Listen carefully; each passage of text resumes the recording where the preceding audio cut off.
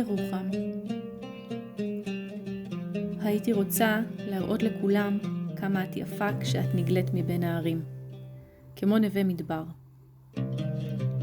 אז הנה מעט מירוחם, מהכניסה לעיר לקצה שלה, שנראה כמו אין סוף.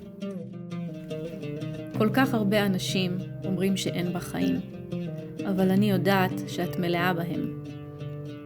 יש לך מקצב משלך.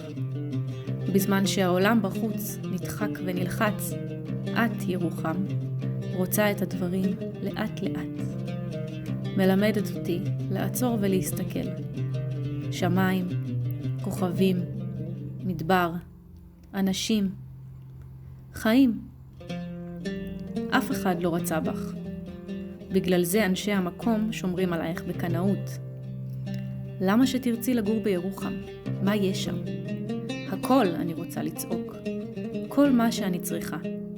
מבט בעיניים, ארוחה משותפת, חיבוק חם. וכשהאוזניים מתרגלות לשקט, הרעש הופך כמעט בלתי נסבל.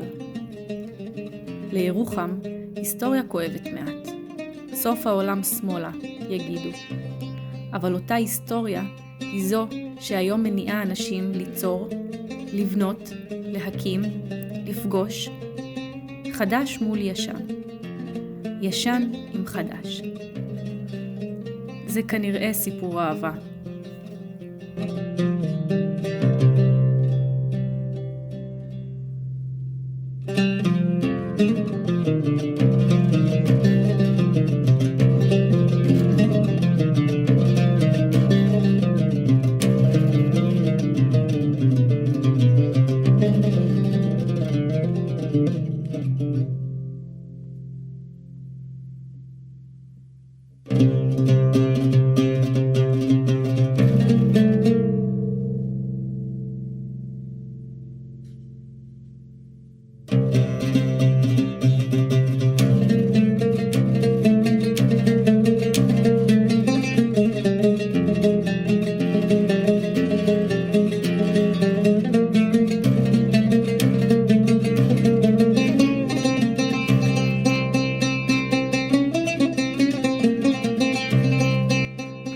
ירוחם.